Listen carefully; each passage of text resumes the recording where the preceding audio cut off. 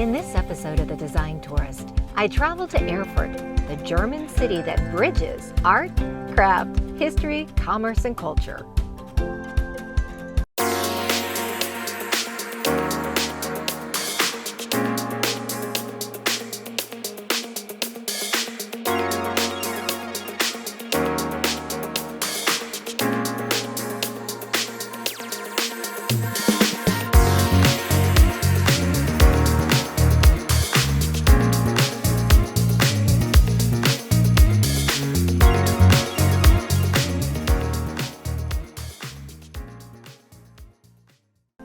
Erfurt is the capital city of the German state of Thuringia.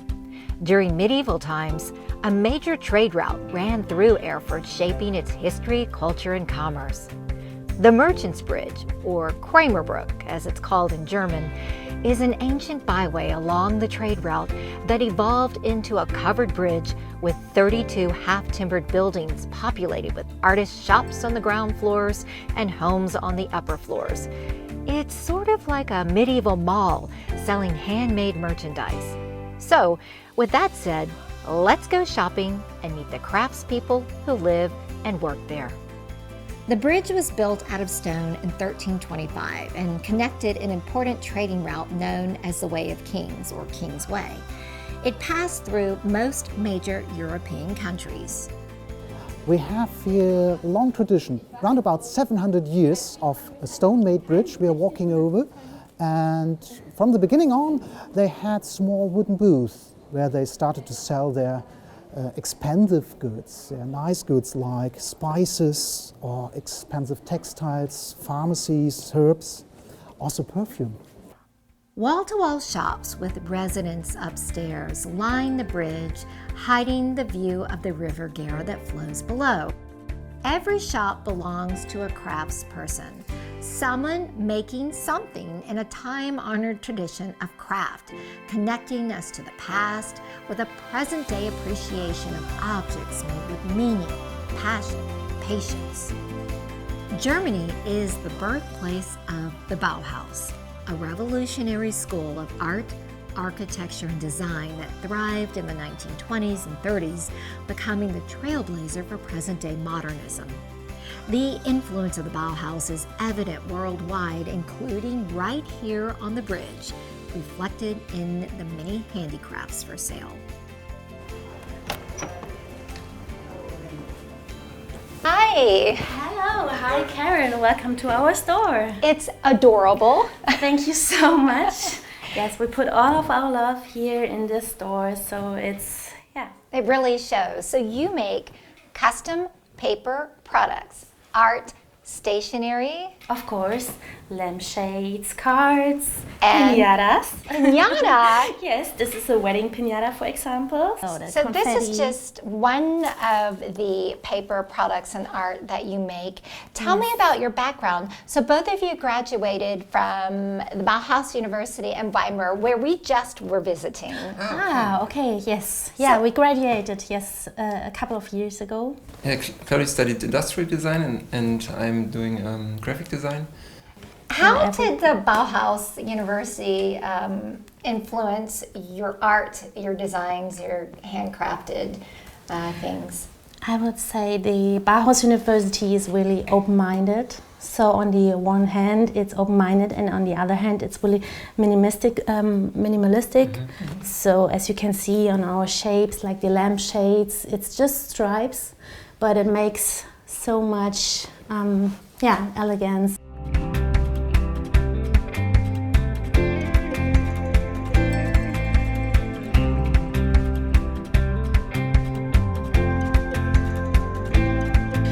Before you go, we have something for you, a little present. This is a little Christmas cracker, a little one.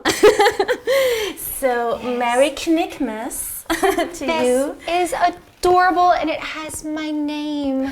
And there will be some gifts inside for you. So like a little calendar and a little puffbohne, of course. And yeah. Oh, thank you. So, thank you for being here and have a nice time in Erfurt, and also Merry Knickmas time.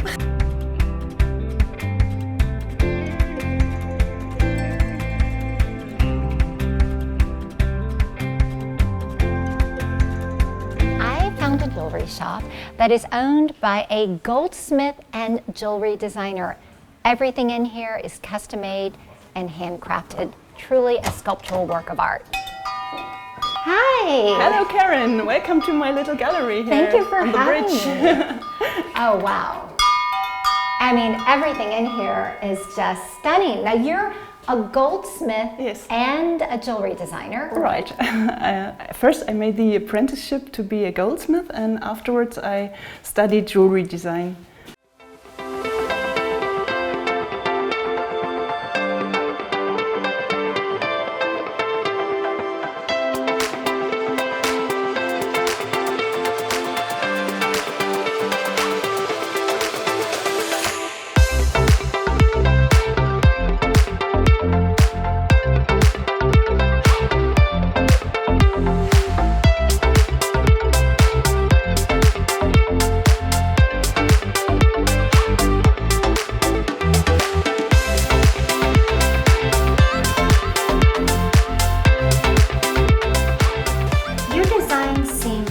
Geometric, that you Yeah. like to play with geometry in your Yeah, work. I think I'm a little bit influenced by architecture. My husband is an architect, so maybe that's the reason for it. And also my college was influenced by Bauhaus too, so maybe that has some influences on me too, that inspired me. Absolutely, because I can see from the Bauhaus inspiration, the clean line.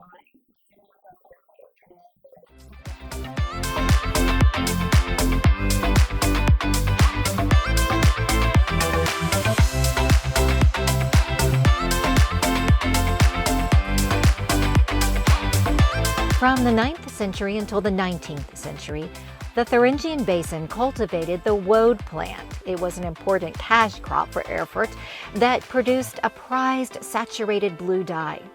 We're going to explore the creative process from the plant to the pigment with artisans in the shops Erfurter Blau and Maboni. Shop owner Rosanna Manelli is a paint restoration expert. Her store supplies artists and restorers and sells a variety of hand-dyed scarves and textile goods.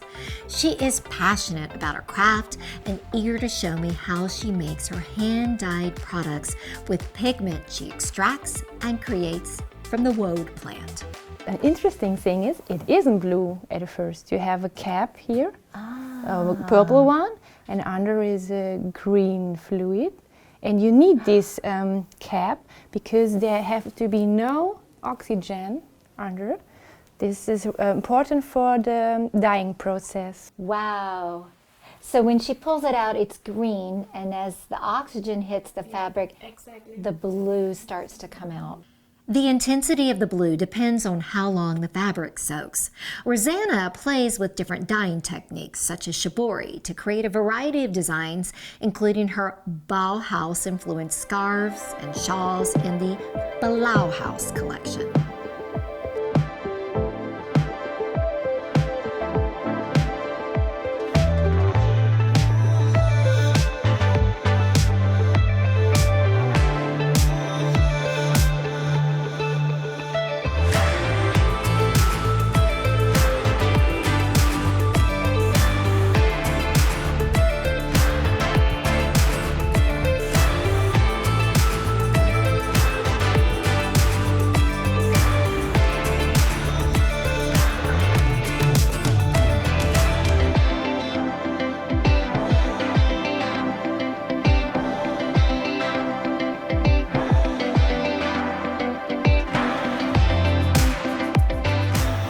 Rosanna shares her shop at the moment with fashion designer Mona Loon, creator of the children's clothing label Maboni.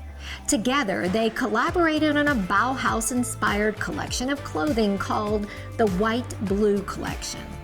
Yeah, this is a part of the collaboration with White Blue.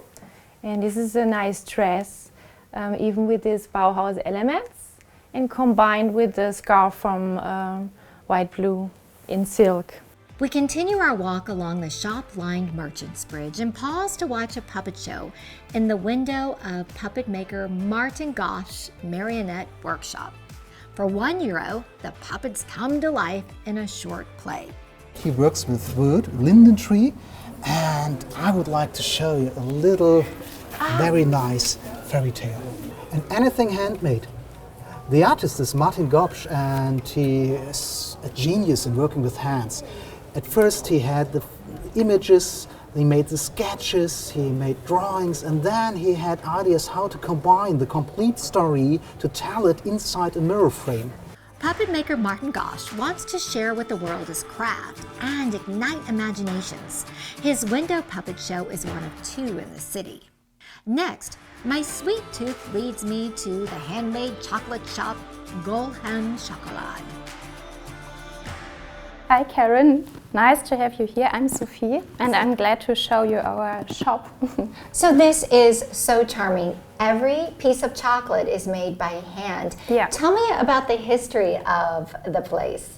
My boss Alex Kuhn owned Goldhelm in year 2005 after he came back from a very long journey around nearly the whole world, and that's the way how he learned to make chocolate.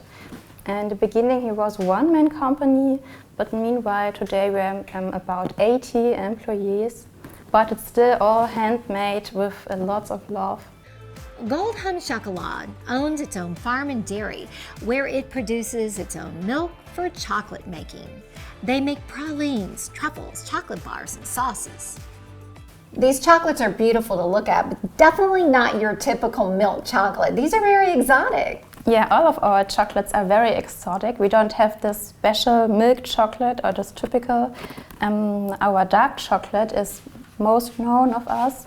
It has 73% of cocoa, it's very intense.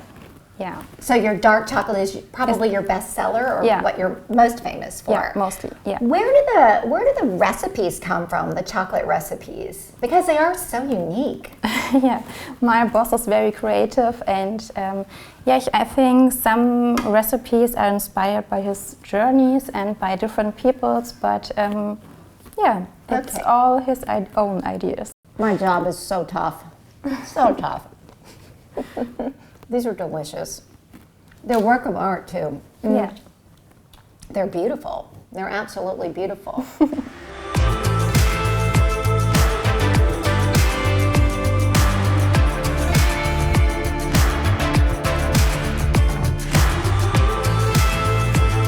Next, I head to the teddy bear store Tilibom, where artisan Andrea Hesse-Wagner hand sews adorable collectible teddy bears and their clothing. So each one of these adorable handmade teddy bears takes anywhere from 8 to 13 hours to sew by hand. That's just a lost art. I mean, especially in this world of mass-produced everything. Wow. So they move. So these teddy bears have movable arms and legs. Look at that. So they move. Look at that. And their head moves. Some of her teddy bears are made to look vintage, lovingly worn and cared for over the years. And so you'll notice what she's done here is she's kind of scraped away the fur, so it has this very antique kind of vintage look. And listen to this. He makes a bear noise. Tilibom is the smallest workshop on the bridge. Now, each store is carefully vetted by a committee which only allows authentic craftspeople to open for business on the bridge.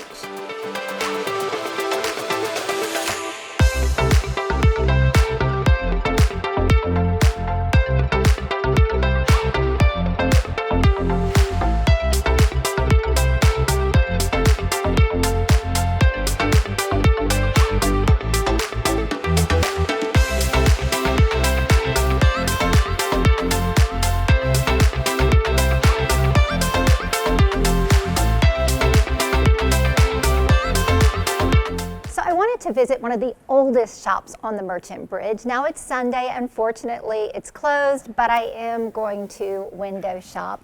This shop is owned by a female woodworker and designer who handcrafts all of these wooden objects that you see here in the store window, Christmas ornaments, and one of the most popular items when you shop for handcrafted things in Germany. These are incense men, and they're known as reiche Menschen.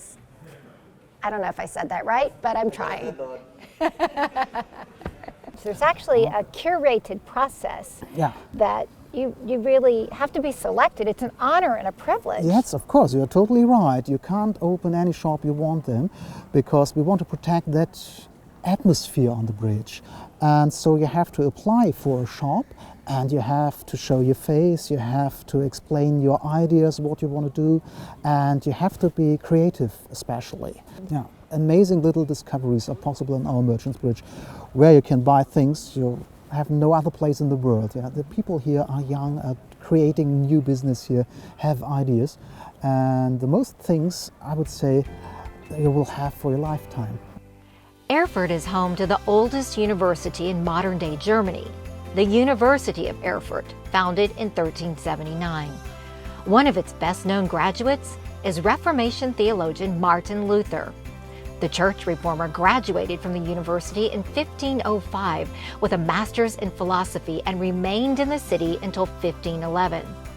While in Erfurt, Martin Luther joined the Augustinian monastery and later became a priest. Up next, I'll show you how you can stay in style while visiting Erfurt as I take you on a tour of the famous Hotel Kramerbrücke. In the city of Erfurt, I chose to stay at a hotel named after the famous merchant bridge that we're going to explore. Hi, Antonia. Hello. Thanks for having me. You're welcome. So we're going to take a tour of the hotel, which is pronounced Hotel Kramerbrücke, which means the Merchants Bridge. the Merchants Bridge. We're in the lobby and it's round. So for you to really appreciate this, before we begin our tour, we're going to give you a 360-degree view. Are you ready? I'm ready. All right, let's do it. Let's turn.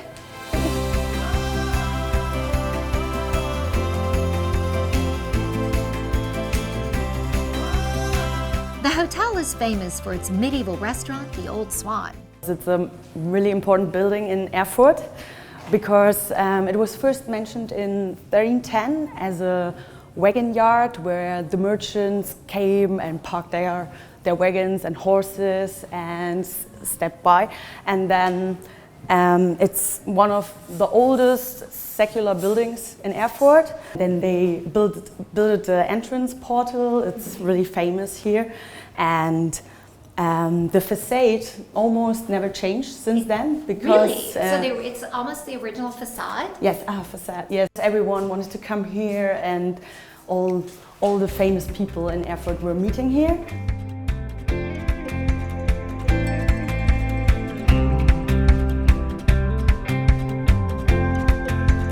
The hotel has 85 rooms in the main building and 6 on the Merchants Bridge. That night I stroll around the city, which is glowing in Christmas lights, and I stop to admire 2 towering Catholic cathedrals standing side by side. St. Severus to the left and St. Mary's to the right, which has the largest free-swinging medieval bell in the world. You can hear it ring only on holidays. On my way back to the hotel, I stop for one more magical moment. Another puppet show in the window.